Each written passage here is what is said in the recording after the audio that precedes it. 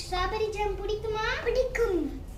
இப்போ வந்து 1/2 cup strawberry எடுத்துக்கோங்க.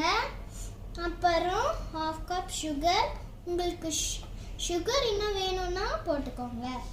அப்புறம் லெமன் 1/2 பீஸ் ஜூஸ்.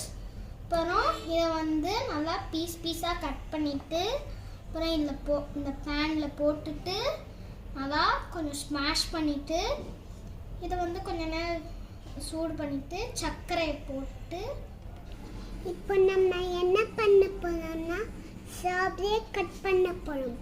இப்போ வந்து இதை வந்து 4 பீஸாக கட் பண்ணிக்கிறோம்.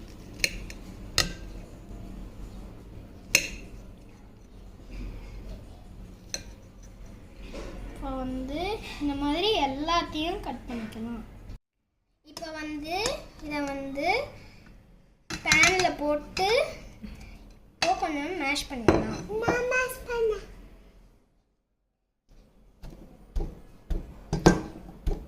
இருங்க. நம்ம மேஷ் பண்ணியாச்சு. லைட்டாக தான் மேஷ் பண்ணியிருக்கோம். இதை வந்து மிக்சியில் போட வேணாம். நம்ம ஜாம் சாப்பிடும் போது நடுவில் சின்ன பீஸ் கிடைக்கும்.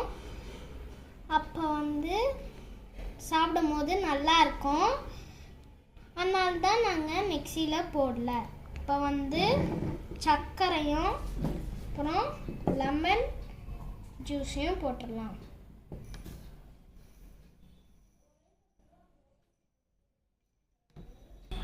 இப்போ வந்து லெமன் ஜூஸ் ஊற்றிடலாம்.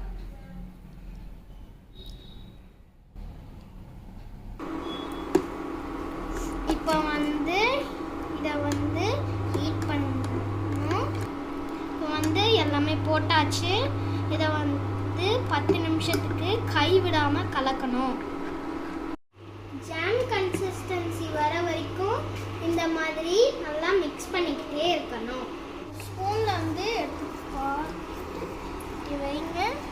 அப்புறம் 2 நிமிஷம் வச்சிங்கன்னா இந்த மாதிரி எடுக்க வந்துச்சுன்னா ஜாம் கன்சிஸ்டன்சி வந்துடுச்சு அர்த்தம். அப்புறம் நீங்கள் கேஸ் ஆஃப் பண்ணுங்க.